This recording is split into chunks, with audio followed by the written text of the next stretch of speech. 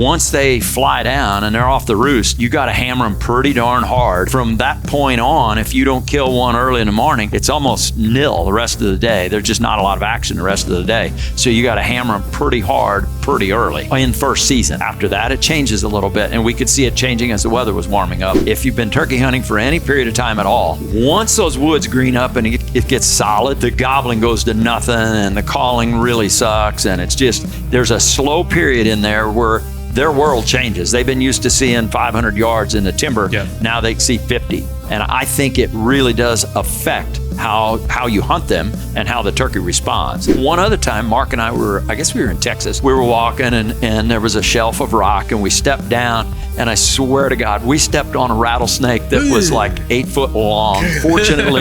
Fortunately, he was lethargic because it was so cold. But I mean to tell you, we jumped 4 foot straight. It was get the blood pumping. I'd never hunt again. What's up, everybody? Welcome back to the Drury Outdoors 100% Wild podcast, powered by DeerCast, and a little bit of First Form energy. Some days a lot. Turkey season, that's a lot. It really is, yeah. And these cans are big enough to where, like, I'll sip on one all morning. All morning, like, it'll take me 2 days. You got your straw going. Right. Well, look, you don't want to see me wired. I might, yeah, I think I do. Well, catch me with a little Tito's and First Form energy. Like the children say, catch me outside. That's How about that? You're Tim Schelsbeck. Yes, and you're Matt Drury. And we got a special We've got adult supervision on the show today. Your dad, Terry Drury's on. What's up, TVD? You can use some supervision.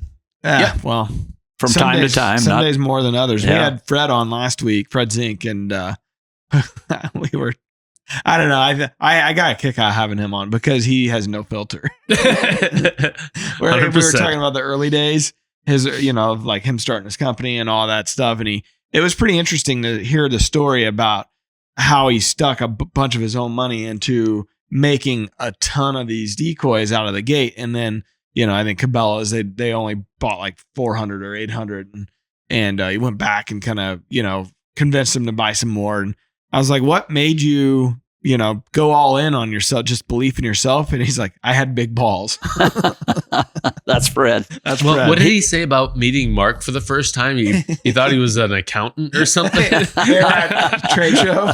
And he was like, it was him and, what's the... Terry, is it Grounds or what's the guy that Pat Tim? The Tim guy that Grounds passed away. Yeah. And he said he was standing next to him and they look over and they see Mark and his hair was all slicked back and mustache and, fancy looking and the glasses. Then, the glasses. And he put a mouth call in and I think Tim said something like, now that sounds like a real turkey over there. And that's when they walked up to him. Yeah. I could imagine what Tim Grounds would have been saying back in the day. Yeah. Well, he's a semi-entertainer, with the Avian X and all that stuff. He's very flamboyant, very charismatic. I think Fred, as far as the industry goes, he's one of the sharpest guys in the industry. He's been around a long time. He's seen a lot of things come and go, seen a lot of people come and go.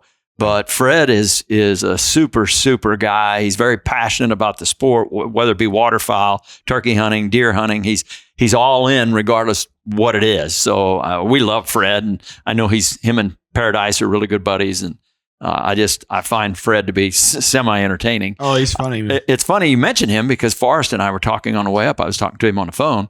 And he was saying that he caught that podcast and he said, man, that was one of the best ones I've heard. It was really entertaining, really good. And I've said, well, that's entertaining. Like, actually, I think it had a lot to do with Fred. Well, I'm sure it did. Because here's the common thread is that we're on all the other ones. That's true. And I think he enjoyed it because he's a waterfowl guy at heart. So he's always been, really enamored with Fred Zink over the years. So to hear Fred speak as openly as he does, I think that was nice for Forrest to hear it. So he was real complimentary about that show. Yeah, it was a good one. The interplay between waterfowlers and deer hunters is always an interesting one for me. It seems like there are very few, and Fred is the exception. You either do one or the other all in. It's hard to do both. But he said he didn't deer hunt until his son got old enough and was interested. Yeah, he didn't and then really care about it. Then he got into it. And I think Dice was pretty instrumental in keeping him interested and making it better. Yeah, that's what he Chris. said. Yeah.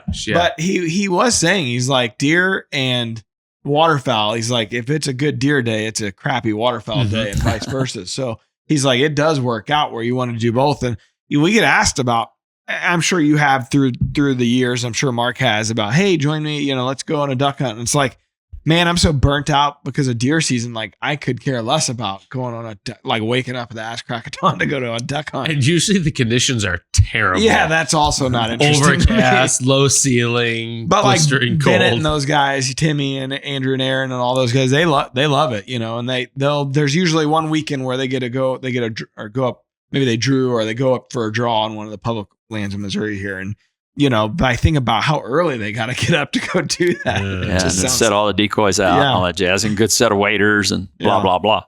That's something we just never, I don't know if we just didn't have time or didn't make time, but we just never. Have you ever gone? Not really. No. Mm-mm. Yeah. Now, in high school, we might have shot a few, but opportunistic. I don't know that it was the standard way of waterfowl hunting. I see. Do they have to be flying when you shoot them? That's a matter of opinion, I think. Yeah. That was when we were little kids. Yeah. different back then. I count myself as lucky having moved to Missouri, because where I grew up in Illinois during the 80s, we just didn't have turkeys. I didn't know anyone that turkey hunted. I didn't grow up in the turkey hunting culture. And so 20 some years ago, we moved down to Missouri, met Ray I, and obviously like in the industry now. And I'm so glad that my kids get to experience turkey hunting culture from children on through. I feel like I missed out on like almost part of a lifetime of experience out in the woods. And that's when you're a kid too, like those experiences of the gobbling and the spitting drum, and like that really kind of shakes you and sticks with your core. Shooting a bird that's as big as you are. Yeah. I'm sure Sophie, that's why she saw I don't know if you saw it on Deercast or not. I did. I sure did. Video of those turkeys walking by Sophie between him and her. That's pretty cool. I mentioned it on the show last week. I loved it. That's one of my favorites. Believe it or not, when we were youngsters, fall turkey hunting was really as popular as spring hunting was. So we kind of grew up more about fall turkey hunting back in the day, or as much as we did spring, and everybody did. Everybody fall turkey hunted back then. Well, Ray I even talks about some of the old timers back then saying that spring turkey hunting was it wasn't sporting. Because they're gobbling, they're lovesick. They can't help but come to the call. Hunt them like a man and hunt them in the fall. It's such a different style, because when obviously deer hunting in the fall, you see them all the time and they're all kind of locked up and pecking and just kind of walking their way through it. Just, I can't imagine hunting them during that period after knowing what hunting them in the spring is like. It's very different. Two different styles. And I'll tell you who used to really, really be avid about fall turkey hunting was Tad. Tad Brown used to be a big time fall hunter. And then they've, just kind of have fallen away, and nobody does it much anymore. And I think there's issues with the turkey numbers, turkey population, and so on and so forth. So now I think you'd get hammered if you shot one in the fall. I don't know. I don't know if you would get hammered necessarily, but I don't think there's many fall birds that, we ought to look up the MDC numbers, numbers, but couple thousand maybe. I don't know if it's even that many. Yeah, and even this past year they made that change where you don't automatically get those turkey tags whenever you buy your deer tags, which just cuts down on the opportunistic killing. Like you're sitting there and I got a tag. Walks by. Boom. Yeah. Which is, there's no comparison between maybe seeing a bird walk by you and you stick it with an arrow and you're deer hunting. That's like 5% of what turkey hunting really is. So I would be curious to know how many fewer turkeys were taken this past year, because people just didn't have, because I didn't buy extra tags. I didn't really care to. Only one time. I know you've taken a few fall birds, but only one time I can remember actually taking a shot at one. And it's because Jeremy Bennett convinced me. He basically, come on, man, you'd be cool if you do. I was at your farm. He's like, come on, try it. And I was like, I don't want to. We're deer hunting. He finally stuck after it long enough. I'm like, all right. And I launch one and I miss it. He's like, oh, you missed it. And it stuck around. He's like, you got to try again. I think I shot at it like 3 times. And I'm like, all right, this was a bad idea. And I'll never do this again. A constellation of glowing knocks on the ground. Yeah. One thing that always amazes me is how quickly they pick you off in a tree. Oh, you can be literally froze solid and not moving, and they'll still pick you out, So trying to shoot one with a bow, meaning they have to almost be disinterested or looking the other way or something to get drawn and get a shot at them. We've killed a few, not a lot, but we've killed a few. And it's fun to kill one, but it usually messes up your spot. So, so we're not too. Turns out I didn't kill a deer that day. That's weird. And you educated a turkey. Yeah. So. What is that sound? So you said that you guys did do some fall hunting, turkey hunting? Yeah, back in the day. Yeah. Like before Drury Outdoors or like? Yeah, a little bit before Drury Outdoors, and then some, Mark, out of instinct, he couldn't help himself. He had to, if there was something going on or he heard birds chirping, he was going to blow a kiki, that whistle and the kiki run and start calling them back a little bit. So and he did so much of that with his natural voice back then. Yeah. Yeah. And it was just fun to play with him. A lot of times we wouldn't even shoot one. He would just mess with them, and it was always a good time to listen to him running his natural voice. Could and you kicking. Do that? No. I just did the whistle, Yeah. I can barely do it with a call. I really can't do it with a call. Yeah. He did it the other day with his voice. Yeah. Yeah. So you were just up in Iowa at the beginning, as we're filming this, the beginning of the week. And, so it's always fun when you guys get together because it's once or twice a season, really. We missed last year, so it's been 2 years since we'd been together turkey hunting, and it was fun. I always enjoy, hunting with Mark. There's unlike anything else on this planet, turkey hunting with him is a treat. It really is. He's like Matt Van Sice or Billy Yargis or Walter Parrott, some of those guys that were Paul Butsky, those really, really expert Hall of Fame callers. Man, oh man, there's nothing like it. Sitting with them. So what's the difference in when we talked about on the phone yesterday a little bit, but so when you're sitting there and you said like he's able to get turkeys to come in that your normal guy just can't get, to work or what is it about his style of calling that's getting them to respond differently?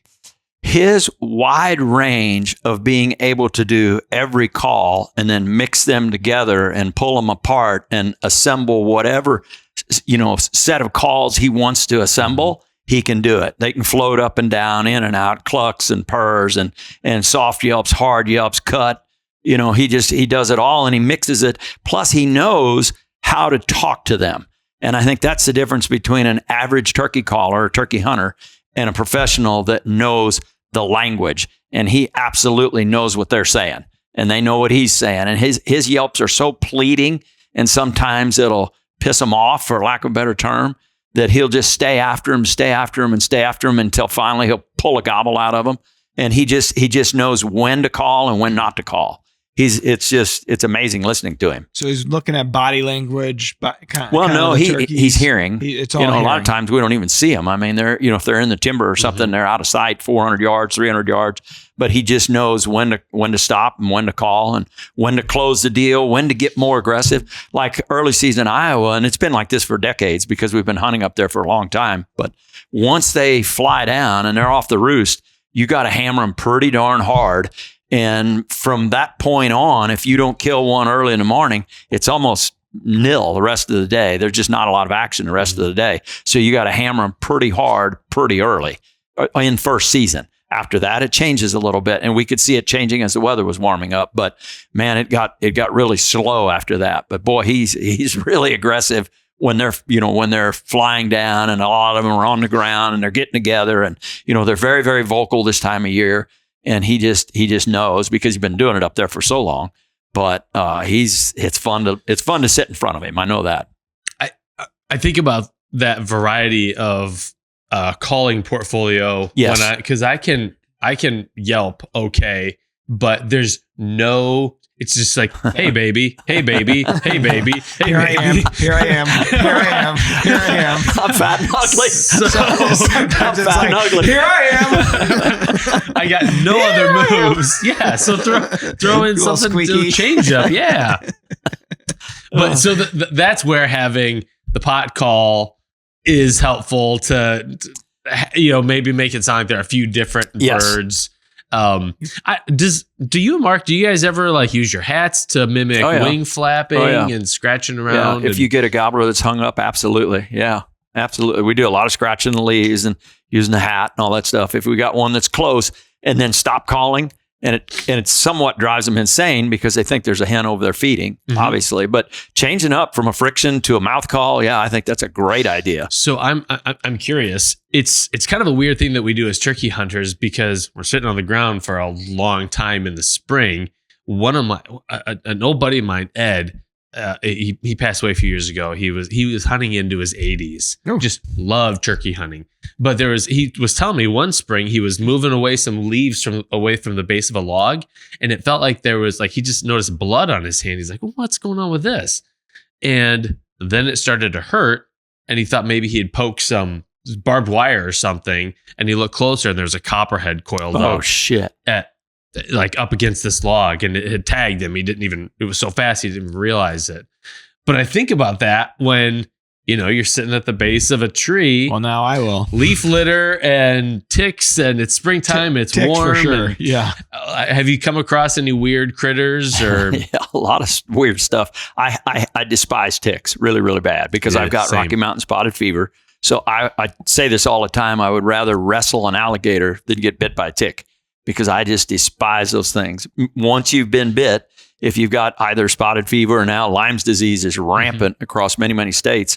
So you really, really have to be cognizant and watch. Years ago, we didn't even pay attention. If a tick was on you, you're like, oh yeah, a tick's on me. You may let him there for 2 or 3 days and then pull him off, because nobody even talked about Lyme's disease or spotted fever. And then once we have found out about it, now I'm just paranoid as hell. Tim sends a lot of tick pics this time of year.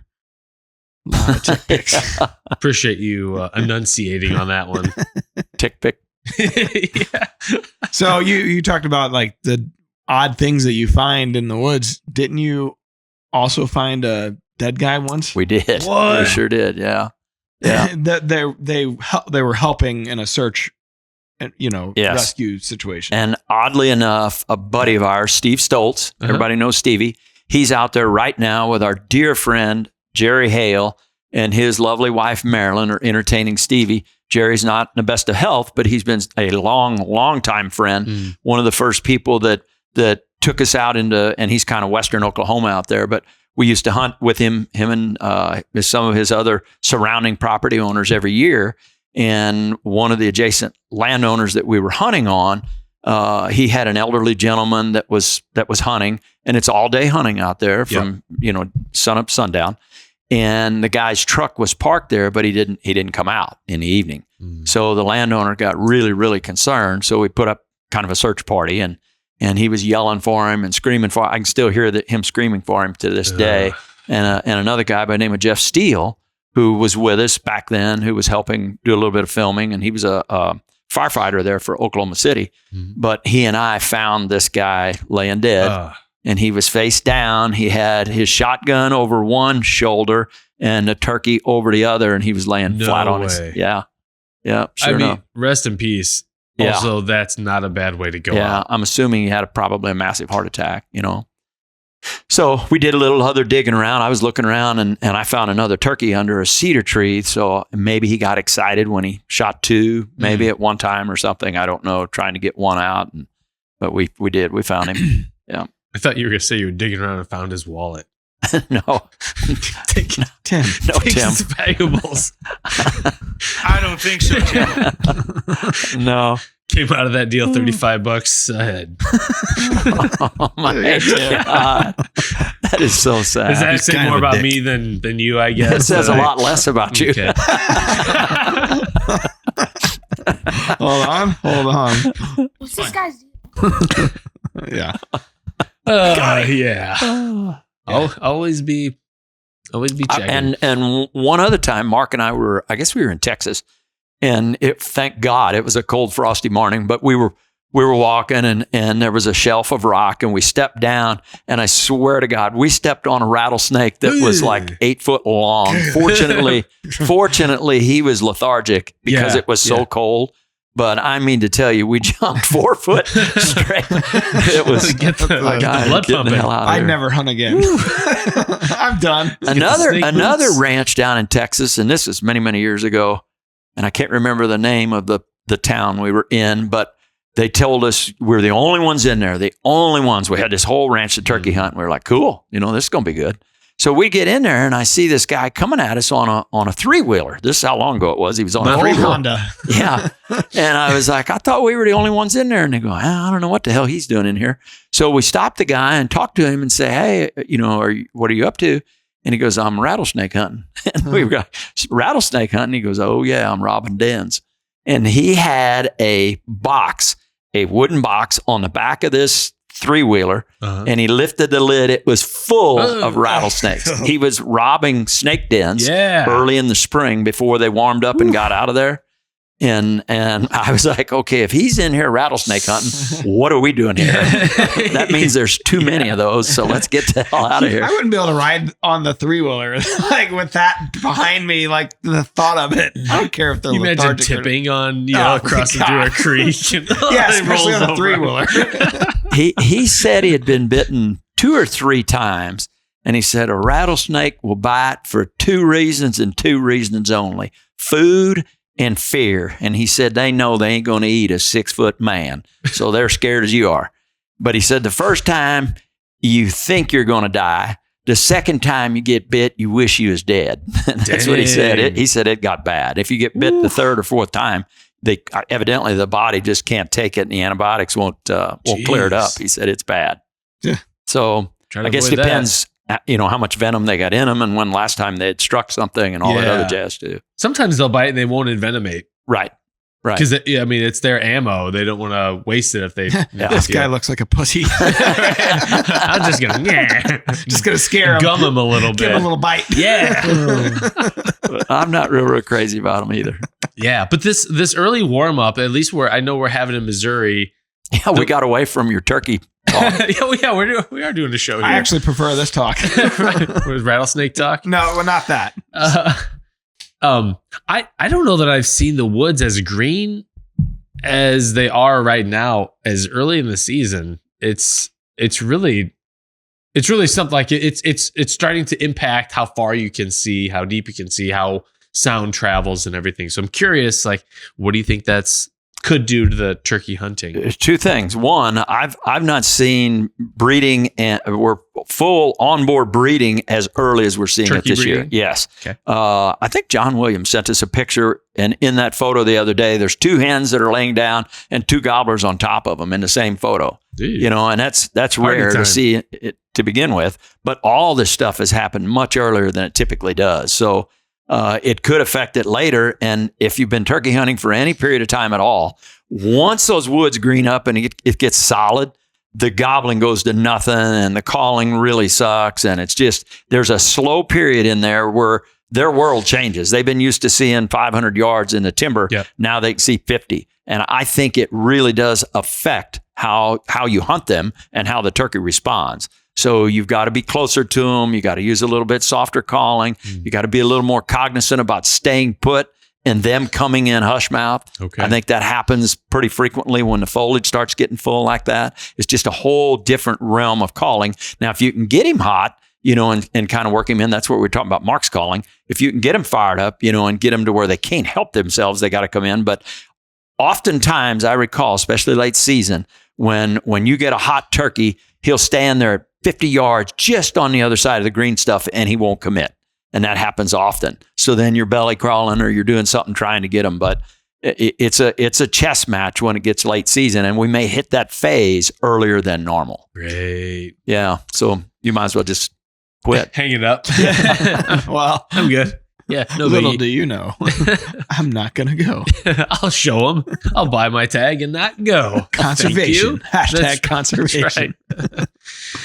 Yeah, well, I don't remember who it was we had on the show, but they had a great perspective that kind of changed my thinking around gobbling. In that, also every time a turkey gobbles, they're saying to coyotes or any other predator, "Hey, here I am." Yes, bobcats and foxes, and so there's a liability there with that every time they do that, and if they have decreased visibility of what's around them, they can no longer rely on their eyesight as much to keep that perimeter open. Have you ever noticed that it seems like their gobbles get more quiet, a less volume, not only just because of the foliage, but it doesn't seem to me like they gobble as loud or as hard in the latter part of the season as they do in the first part of the season.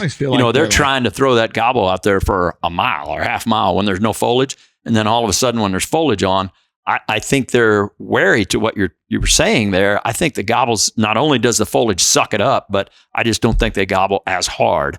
Now, the other thing, late season, when the foliage is like that, if we do have an early spring and they're laying, boy, they're a different animal when that hen is not with them. They are so much easier to kill when they don't have a hen with them. One hen will screw up a bunch of turkeys, but when she goes and starts either laying or setting, once those hens start setting, it's an altogether different game. Those gobblers are much easier to hunt. We watched it last weekend on the youth season. We were with Cameron there, and we had 3 longbeards that were hot, gobbling, gobbling. And finally, a hen popped up out of nowhere, and she laid down in front of us in the shade. And finally, she got up. They didn't come over. Finally, she got up and walked over to the neighbor's property, and I could see the longbeards. They literally just shut up and start following her. All 3 of them just start following her. It's like, God dang it. You don't get to see it often, but you know that's what's going on. You saw that you got cut off. Yeah. You wonder, you're sitting there, did they see us? No, they didn't see you. They saw her. Yeah. You're right. Well, to your point. At this point, I have this like a sense memory now of sitting in a blind. It's early May. It's like mid-morning. It's hot.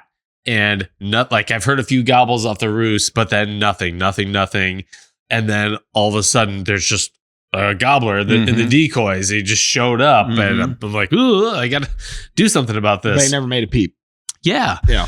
But just almost the doldrums of that time where it's so quiet and you have to keep intentionally reminding yourself turkeys exist. They're out there. Last week is historically really feels like it's really tough to hunt them in that last week of the season. It's almost like they just are done, they're just kind of worn themselves out by then. We just change our style when we get into that latter part, meaning we soften the calling up. We don't throw it out there quite as hard, quite as far. If you do strike one, we may move towards him and then we may sit down and just kind of quit. But we may throw those, we may go to just a series of clucks instead of yelping, where you're not going to do that general assembly of it might just be a cluck or two and they might be soft and he may come in, he may not, but when they do, they're coming hush mouth. So we change our strategy completely from the early part of the season to the latter part of the season. Does it change your decoy sets? A little bit. We switch up as the season goes, but we've had such tremendous luck with that Jake and the hen. We use a lay down hen, we'll use a feeder, or we'll use a Jake and a lookout. But typically we'll have a lay down, a feeder, and a Jake. And it's been so successful for us. Early part of the season, it works really good because those strutters can't stand it. They come barreling in there. And we've had pretty good luck where there's 3 and 4 gobblers, man. When they spot that Jake on him, they're immediately on him. They just come to him. Latter part of season, much the same. If those hens are setting and you can find a gobbler that's by himself, if he spots a Jake with a lay down, he's coming, I don't know if you guys even have the answer to this, but it just struck me. Why 3? Why so often when you see a group of gobblers like Jakes, you could have 6 or you could have a herd of them. But why? What's the magic number about 3 toms? Oddly enough, we were up in Iowa. He's talking about this hunt from day before yesterday. We had 2 birds that were gobbling, and then we had 3 over here, and we got between them, and the 2 that we had struck quit. They just quit gobbling. And I'm going to make a long story real short. The 2 that we were working got with the 3 that that we had heard, but they weren't exactly coming. And then all of a sudden it was bow, bow, bow, bow. Then all 5 of them came. Oh. The 5 got together. The day before that, it was 4. Yeah. So it isn't always 3 is my point. What happened the day before? I don't know. We didn't get one. Swing and a miss. Hunt in the yard. Yeah. He was too close. He was too close. I said, how'd Mark do on that? Because that's always your fear when you miss one is not like you're already upset yourself, but your real fear is what's Mark going to say? No pressure. He knew I wasn't happy with myself because I took my walkers. I took it out on them. I took my walkers off and slammed them down. I was so pissed at me. It's not even funny, but we sat there for 3 hours in one position and it was cold. It was in the 20s and we had a 15-mile-an-hour wind. Ooh, and I didn't dress near warm enough, even though I had on what I thought was plenty. But we got a little chilled. So I was shaking a little bit. I had to pee from 2 cups of coffee. So I don't know if you've ever experienced that, where you've had to go to the bathroom in the turkeys. We had 2 jakes on the decoys Just for pee your pants. an eternity. Cool. I wasn't Warm far from that. But it was one of those mornings. And then Mark did finally get the gobblers in there, and I missed one at 11 steps, 12 steps. Yeah. That's pretty close. Yeah, it was. Which, has challenges of its own. And I forgot the poundage on the trigger on that particular gun. It was a little heavy. So when I pulled, it didn't go off, You were expecting it to. I was, hit a little and shame sooner. on me. God, they weren't going nowhere. I had plenty of time to settle in, but when it don't go, and then and that's exactly what I did. I just whiffed it. I did that same thing Pulled. last year. We went to my buddy Tony's lease up in northern Missouri, and I was borrowing Allen's Winchester, that 20 gauge, that turkey gun, and it's a pretty stiff trigger. well, yeah, and I'm on the bird. I'm pulling through the shot, and I literally moved because I expect, and I was like, oh, I got to restart this whole process, and then got back on the bird. I think had I went through with the initial, I probably would have missed. That was the problem. I didn't restart the process. I should have. They weren't going nowhere. They're into the decoys. All I had to do was just start over, and aim. And but the good news is the fault was the guns. It wasn't yours. It wasn't mine. It was. No, the it was my equipment. fault because I should have been prepared for that. We killed a lot of turkeys with it. I just forgot how hard that pull was. And it's probably a 10 or 12 pound trigger. Oh, that's pretty stiff. And some of our center fires are 2.5 pounds or 2, where they do surprise you. This one didn't surprise you. It surprised you because it didn't go off. Yeah. Anytime now. The complicating factor there is like when the circumstances are even that much more challenging. Like, I gotta pee. It's cold. We've been here for a long time. Mark's here. Like, that's the one. And then it doesn't come together. Well, and he worked him literally for 3 hours. I mean, it wasn't like this came right off the roost. The Jakes came in and did their deal, and that was an hour on the decoy. So we were motionless. We were sitting on the ground. We weren't in a blind or none of that shit. So it was a long time sitting in one position, having to pee and cold, to your point. That's the nice part where like that brotherly love comes out and Mark's like, hey, brother, we'll go get him again. No, he didn't say that. Really? The good part is up there, that you're going to get another chance. Pretty typically you have a good feeling. I mean, they just are so dialed in on everything up there. He is. How were the numbers? As far as they're pretty good there. They're pretty good. Yeah. Now what we didn't see many Jakes, which is a little disturbing, but they had an ample supply of longbeards. Okay. But he'll manage. I mean, he's talked about this. He'll manage it almost like a deer herd. So they know where they saw Jakes. They write that stuff down. They know where they killed birds. So he's got that luxury of not having to overhunt a certain spot. Yes. And they keep accurate information and really keep a lot of data on how many they see, and they will not overhunt an area. They'll take a bird out and then they may not hunt it again. They'll go to another area, take another bird, and so on and so forth. He's very careful about managing his turkeys. Well, I know the perspectives that people have on just the population at large are very much driven by their own personal experiences. And during youth season, I heard more birds at this one spot that we hunted than I've ever heard in my entire life at that spot. Oh, wow. So, take that for what you will, at least for that little part of St. Louis County. Things are looking pretty good. And I think MDC said that we had a pretty good hatch last year, if I'm not mistaken. I think the weather which was we've good. been aggressive on the coons and possums, been doing a lot of trapping over the last several years. And our turkey population, we see the results of the effort. We really do. It was almost instantaneous. I mean, that first year when we started trapping, there were a lot of turkeys that made it. How many predators you guys think you pulled off your piece? Several hundred. Yeah. That first year was, I want to say 170 or 170 coons or something. We were catching 8 or 10 a night. It was crazy. Golly. But it had been years. Nobody hunts them anymore. Nobody really, the hides aren't worth much. So if you think about it too, before they banned it, the amount of supplemental feeding you guys were doing, it was a lot. You know, when you first back in bought the the day, farm. yeah. And we know just from the trail cam pictures, like how many coons end up going to that stuff. We were it's raising almost them. like you raised them without keeping them in check. Right. And then once you guys started, it totally changed the dynamic. Yes. Because there were some years there where the turkey hunting sucked at your farm. It was awful. We hunted the same 4 or 5 gobblers for 4 or 5 years. Ooh. We weren't killing them. Ugh. Yeah, it got really, really bad for a number of years there.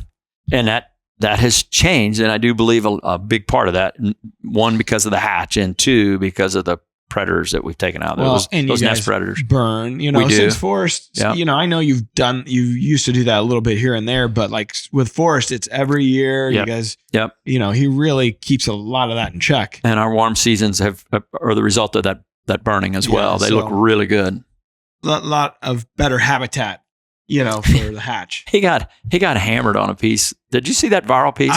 The social team was telling me about it this week in one of our email chains. We got going back and forth because the video went viral it was a time lapse that Ben Stallman shot with a drone of Forrest doing a burn at Terry's. I don't think I've he's using a drip torch. He goes around the outside, and they'd done the back burn, and they had all their fire lines cut and all that. And this piece might have been an acre, maybe. It was a really small piece, but from the drone, it looked like it was 20 or 40 acres. It looked like a big piece of ground. It was a cool shot. It was a great shot. And you just see it after he, runs a drip torch all the way around. It just literally stifles itself.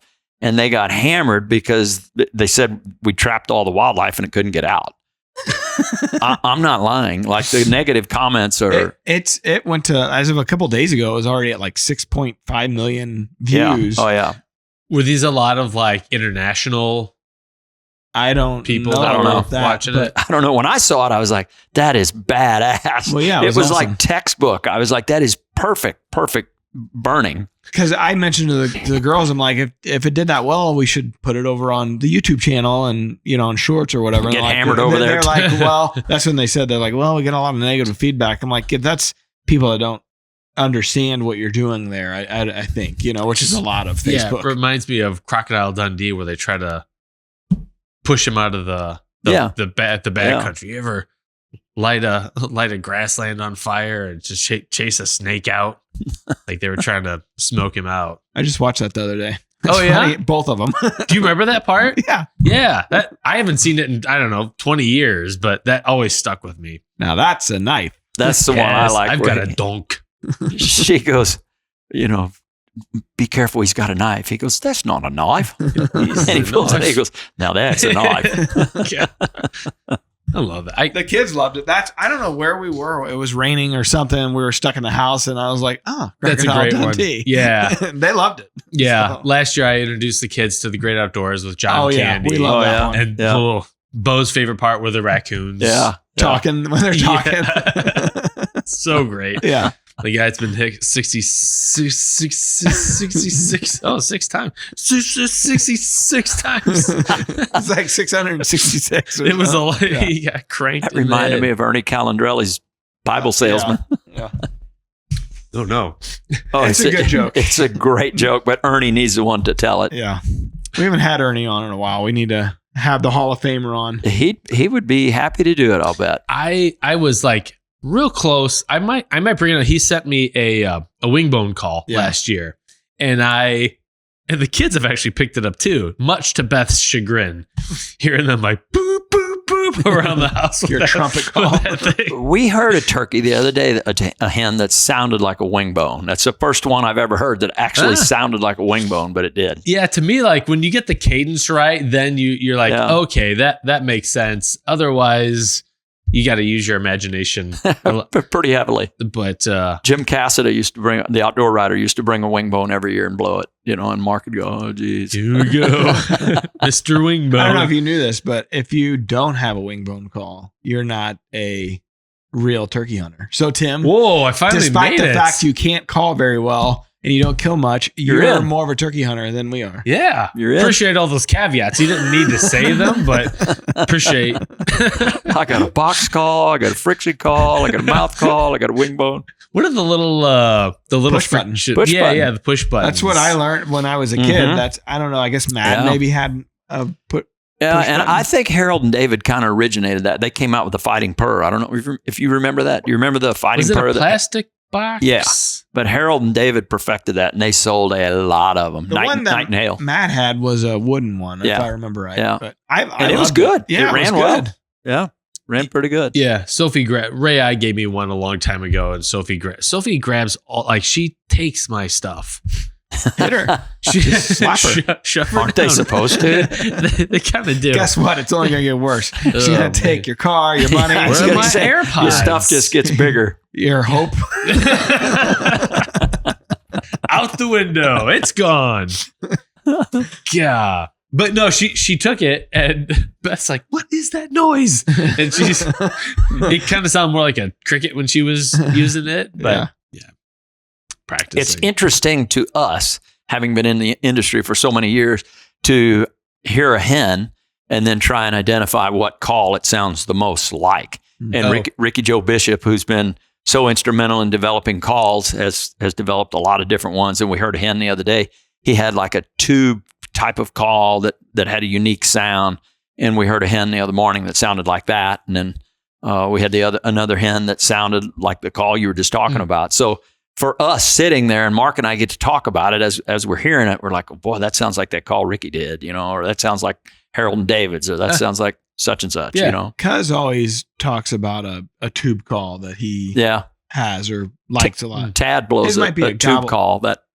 Do you ever hear that? Mark hates that thing too. Terry, what do you think about gobbler calls and their effectiveness and safety? And if somebody could ever develop one that was really, really, really accurate and sounded like a gobbler, I think they'd be extremely effective, especially later part of season. Damn right. Huh. Yeah. But you don't hear a lot of them that are real, that sound exactly like a gobbler. I was going to say, I've never heard someone that can. There's a do few, it well. and there's a few guys out there that can gobble on the mouth call, but I have not heard many that sound really, really, accurate and precise and, a perfect rendition. Well, and the other thing is with some of the gobbler calls out there are not many that you can run with dignity. This is true. Kind of like the rack jack. It may work, but I was gonna emulate that call that Ricky did, but I decided not to here. Don't use your hand motions. Yeah. Just self-filtering. Yeah. I was like, no, I'm not going to do that. But we heard a hen that sounded just like it. Moving on. Yeah. And it's fun for Mark and I to sit there and listen, man. Those mornings now, we appreciate them so much differently than we appreciated them back in the day. Because back in the day, you just took it in, Oh, sure. Now there's a whole new appreciation because we understand kind of what's happening, and listening to the woods wake up, you hear this and you hear that, whether it be a woodpecker, an owl, or screech owl, a barred owl, and everything is just so much different when crows start or pheasants. We heard a lot of pheasants the other morning. And oddly enough, a lot of those pheasants would not get a gobble to answer, but, an owl somewhere way off that, starts to laugh or whatever, then all of a sudden, they start chiming in. So it's interesting what gets them to shock gobble in the mornings. But it's just a whole new appreciation as you get older. I saw some online footage of pheasant running across the field, and it's always shocking to me to remind myself that's an invasive species. What? Really? That's an invasive species. Thank you, Tim. What is? Pheasants. Really? They were imported from Europe. Really? Yeah. Well, we They're about not cleared native. them all out, so there's not a whole lot left. Yeah, geez. I mean, just between when my dad was growing up and when I was growing up, they literally keep a shotgun behind their truck seat at high school. Well, we did in the glass, And then- in the back glass. Everybody had Yeah, them. and then after high school, him and his buddies would drive out to just walk the fence rows and stuff, and farmers didn't care, and they'd shoot a few baby quail, pheasant, and that just doesn't exist anymore. I mean, it's getting better. I will say, since we've been doing that burning that we were talking about, our pheasant population has done much better as well. We're starting to hear and see more pheasants, and good. Mark too, man. Because they've done so much as far as their native grasses, whether it be high blue, cold season, warm season, they're doing a lot of burning as well, and their pheasant population, because they don't hunt them, is much better as well. Isn't it funny how the species that you care about, like that's all you care about, but then some other guys like, I would die to come hunt. You got pheasants all over the place. I would die to come hunt that. So it's, I guess, attrition by default in a certain sense. What do you mean? I don't know. Meaning our population is increasing, and yet we're by doing the burning, we've improved the habitat. And same way with turkeys, and I think it's helped a lot of different, quail and so on and so forth. I think just by I definitely seen default more quail. I don't know last time I saw pheasant in the wild though. I mean, I'll every once in a while you'll see a covey of quail kind of bust out when walking into your set or something like that. But and boy, they used to be plentiful when we were in high school. There was quail everywhere, and you just don't see it. But I do believe a lot of the farming practices have changed the nesting habitat, as far as fence rows and stuff. Yeah. And ditches and what have you. They've taken a lot of that out. Yeah, the edge habitat was really critical for them. Mm-hmm. But my friends over in Southern Illinois, they're seeing on some of the ground that I hunt, they're seeing some pheasants every now and again. Surprising me because over in Illinois, it seems like there's nothing left. It seems like it's just one big flat. They've taken everything. All they do a lot of fences, farming. all timber out. Yeah. It's tough. Yeah, for sure. Well, they're trying to farm as many square feet as they can because the input costs are so high, equipment's so high, and sprays and chemicals. So I get it. HS Strut and the DoD Signature Series of calls puts the sound of spring at your fingertips. From the first owl hoots of the morning to the last quiet clucks and purrs in the moment of truth. Be ready for any calling situation the turkey woods can throw at you with HS Strut. Hey, our buddy Ethan gave us a shout out. Thank you, Ethan. He said, great podcast, guys. Love all the information on the guests that you have on. Keep playing that soundboard. Ethan, okay, Ethan, we're going to have to talk about that. He's kind of a dick. Oh, It's a new one from Wade. Was that Wade? there was shrinkage. That's what she said. Oh, That God. was Tim. Ethan likes the soundboard, Terry. Just giving the people what they want. We need to do a poll and find out what the mass really wants, whether they want the soundboard or not want the soundboard. What's the percentage? I'm pretty sure it's pretty high. Our Amish listeners That don't want it? That love it. Oh, come on now, Matt. Yeah, our Amish listeners, they love the soundboard. They do. I've had several tell me. Serious? I swear to you. Yep. All 5 of them? Well, I mean, the mass, you didn't clarify how many listeners we have. Yeah, a certain number. It's a high percentage of the number of listeners we have. We assume. Yeah. We're going to get... Let's somehow get that poll started and see whether or not to eliminate That's the easy. soundboard. In the rack pack, we could just put up a poll. Sound off, All right, there we go. Packers. Yeah. Let us know. Eventually, we're going to get to the point where the soundboard is going to be a bunch of clips that we've sampled of Matt and I on the show to where Matt and I don't have to talk on an actual show. He can just be pushing buttons. Well, with AI, I don't know That's that called we a actually recording. need to be on the show anymore. Hey. We get Okay. some cardboard AI cutouts. can take our voice. These guys could put all of the video clips and sound clips in, and it could probably create its own podcast. 3D map our faces. Yeah, and, can't get any worse. We used to have cardboard cutouts. I don't know what happened to There's them, but they somewhere. pop up every once in a while. You Yeah. can find them somewhere. Yeah, I think I gave Jason Lurk his Yeah. son I think Braxton. They had them at a Halloween Yeah. party. That's right.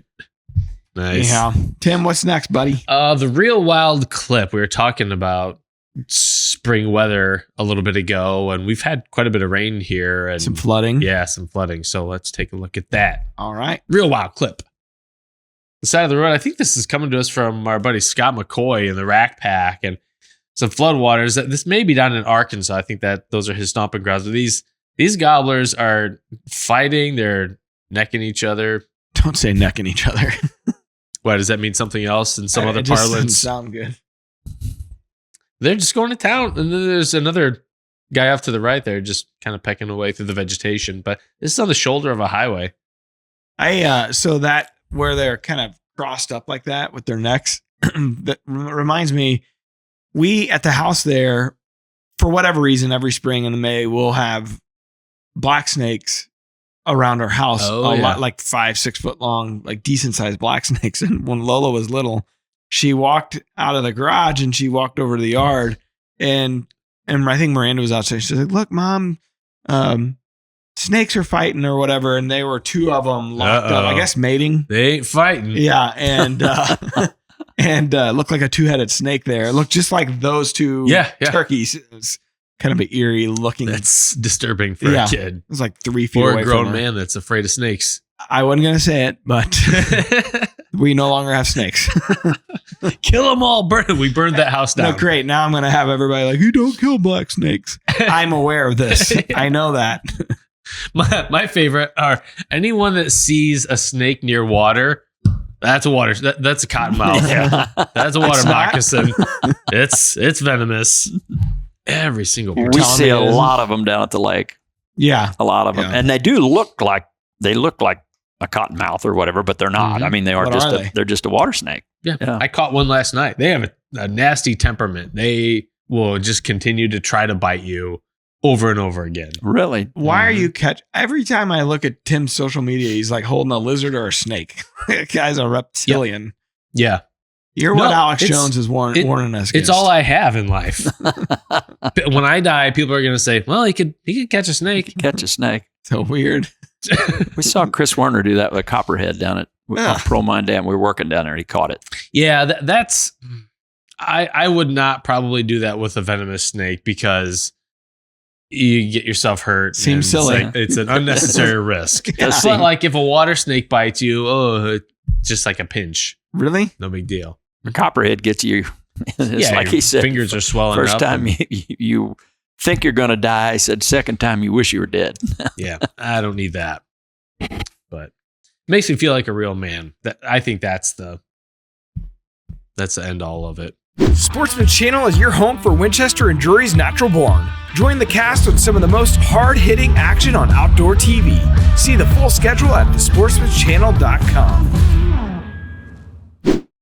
Okay, this week's Take It or Leave It. So this is one where Jim gives us kind of a scenario, then we decide, is that cool or not so cool?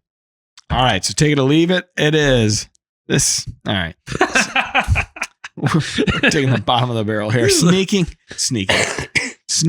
in the blind or stand. Take it or leave it. I mean, I am diametrically opposed to it. Okay, so Terry, was it this past fall? I was with you guys. Maybe it was me and Cam hunting. And I pull out snacks. I got like a First Form protein stick, and I got something for him. And OCP? These guys are like, "Oh, we don't ever bring snacks."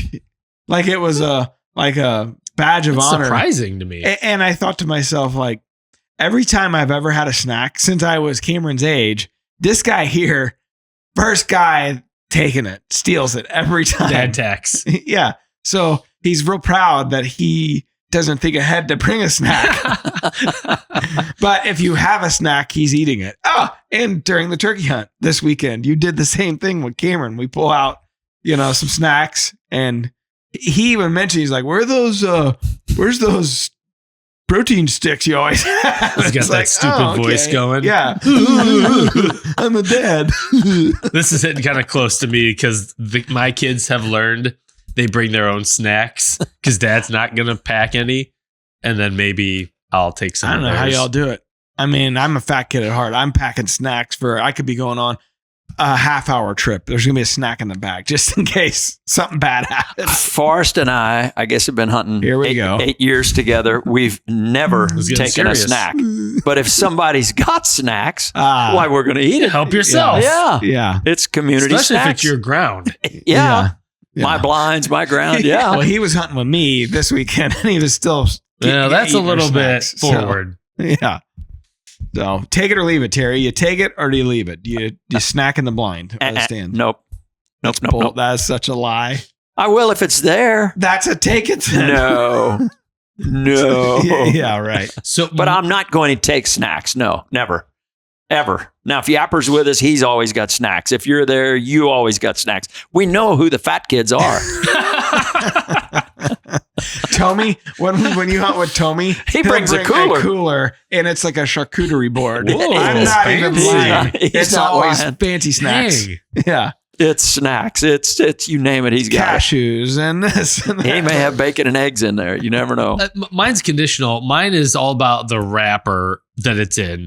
I hunted with a buddy one time, and they brought a thing. We're in a ground blind, and it was a plastic container of grapes, and just like opening the thing. Oh.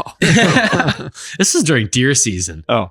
And it was just stupid loud. It's like, help a guy out here. Yeah. That doesn't hurt him. So take it or leave it. Snacks. I will take it if the Somebody else brings the it. snacks, somebody else brings them, and they're not stupid loud. You guys suck. It's Yep. a total take it, and any snacks go. Uh-huh. I like to have the first one protein sticks or I will say the protein bars. The wrappers are loud, like you're talking about. Yep. And if I'm desperate, I will have some sort of Little Debbie. What about a drink? Never. I have water. I mean, I just have a bottle of water in the Yep. pack. But like you see a lot of guys that are packing Mountain Dews or, I'll in turkey season, I'll throw a First Farm Energy in my pack. But the problem is once you open it, or like during the rut. Yeah. But once you open it, you gotta drink all of it. So like that's You're committing to it at and that point. like I've said many times, like I usually drink about a third of an energy drink and I'm wired. So There was one really, really cold hunt, and I'm always out of a tree stand when I'm hunting. A few years ago, where I packed a Stanley full of like hot cocoa or something, and to have a hot drink on a cold day, it's such a high level of it. Just picks your spirits up and keeps you out a there. guy that would like pack chili in a Stanley or like Yeah, I a chicken don't know. noodle soup or something. That's a meal. It seems like that's what I'm getting at. It seems like you would be that kind of guy. No, I just go hungry. Well, true. Like literally, I'll just go hungry and then come home and just absolutely ravage the refrigerator. Pantry. That's what I do. If you've ever hunted with Aaron Bennett, like right around Halloween, it's a real treat. That candy? It's a gallon Ziploc bag Because of his kids. Well, it's before I'm he sure he had robs kids. it. Before he had kids. There's Oh. no excuse. I mean, hunting when he was filming for Yeah. us, I mean, he would have a giant bag of candy at all times. So You asked about a drink. I've told this story on numerous occasions, but when we were younger, our mom would send a half pint of wine when we were 11 and 12. yeah. But we always had a high power rifle, a full box of shells, and a half pint of wine. let's You know, get when after you're it. when you're Have 12 wine, years we'll when you're roll. 12 years old, when you got to like 13, 14, she'd send a pint of wine. So what do you get now? Take a gallon. and it's actually vodka. Disclaimer: he's joking for the kids. I am joking. I'm joking. We do that when we get back to camp. say that. Did But hear what mom Terry did do Drury that said? when we were little. She would send that wine with us because that's how they grew up on a farm. Could you imagine sending Sophie, Cameron, Bo? Yeah, we were by Lola. ourselves. Sophie would call like family services on me if I did that. My She- dad's forcing me to drink, and I have a gun. Come quick. Yeah, think about that. We had a high-powered, it was a 30-30 lever action, a full box of shells, and either a half pint or a pint of Why a wine. full box? Well, I mean, how many You things are you never- going to you shoot never at? know. You getting in a war Wild with these West. deer? You were lucky to see a deer back then. Yes. Like, you need just a couple Oh, bullets. we saw a lot of them after. We don't have to go too far into this. I don't remember. Was the wine to help Warm you keep up. you warm? Yes. Okay. Well, Warm you up. Okay. He's not a drinker, so he doesn't know, guys. Yeah. But that was that back I'm sure then. you've had a church wine, though, right? We're not Catholic. Oh, they don't do that every church? Oh, you're missing out. Yeah, grape juice. That's the reason to go. Crappy grape juice. That's pretty much what church wine is. And it's got a lot of people's saliva. Yeah, that part. Well, not yeah, as a appealing. kid, you're thinking, just get some wine. But then as you get a little older, you're like, wait a second. Everybody's drinking from it, and all the priest is doing is just like, he's just wiping it with the same cloth. It seems over and over and I know, over. it seems Yeah. like The old country buffet. COVID kind of shut her down. Shut that down. Curtailed that a little bit. Maybe one of the positive things that came out of that. Perhaps. Terrible. All right, we've got no new Rack Pack members apparently, so no Well, one. we to just welcome. shot a show like 2 days ago, so give the people some time to get in there. Oh, they're not rushing to get in. Surprisingly, no. All that hot turkey hunting information coming right at There you. was some quality info there in the beginning before we got into the wine talk. Yeah, It was snake talk. snake talk, wine talk. What else? we got Rattlesnakes. here? Yeah. I think we've covered it, Tim. Oh yeah, and then some. We Let's see. Let's real quick recap. Terry missed a turkey just this week in Iowa. Mark's calling still great. Terry killed a turkey in Iowa because Mark's calling's great. Let's see. We talked about rattlesnakes. We talked about timber rattlers. Don't brush leaves away with your hand. Use your boot. If you're going to get bit, you might as well get bit on the someone foot. else do it. Take it or leave it. I like snacks. I pack snacks. Tim and Terry eat the snacks. They're snack elitists. On principle. Okay. What else did we cover? I think that's Covered our good buddy Jerry Hale out in Oklahoma. Terry found a dead. Terry sees Frisking a dead dead people. body. So Yeah, we did find a dead guy. rest in peace. We talked about 2 dead people. You Yeah. mentioned a dead guy. So Coming up next week, more dead guy talk on the 100% Wild I think podcast. we've covered it all. We talked about some decoy strategies, some calling strategy, early versus Talked late about season. Fred Fred's a little bit. Yeah. I think we talked about it all. Well, I'm glad people stuck around for the summary. They're like, Usually you get it at the beginning of the show. yeah, because they're like, you know what? That is what they talked about. Shut it off. I stuck around for this summary. Just like the YouTube hunts, like they stop at the kill. Where do you think they stop at the podcast? Probably, I think this one maybe 5 or so minutes When in. he goes, "What's up, everybody?" Oh, this crap again. Welcome back. Click. Heard it. All right, we've had enough. I think we should be done for Yeah, today. let's do it. All Terry, right. Well, any closing thoughts for Absolutely. I want everybody to identify their target and be safe. There's far too many injuries during turkey season from people getting shot. So make sure everybody identifies their target. That's right. 100%. Be safe. Have a good turkey season, everybody. See you Till next time. Peace out. DeerCast is completely updated and better than ever. Prep, predict, and pursue your target buck with our detailed maps, weather, and 14-day movement predictor. We're adding new videos every week, so make sure to click that subscribe button and check out all of our amazing content. This episode of DoD TV is brought to you by DeerCast Maps, waypoints, weather, virtual rain gauges, and more. Every tool you need to get ahead of your game.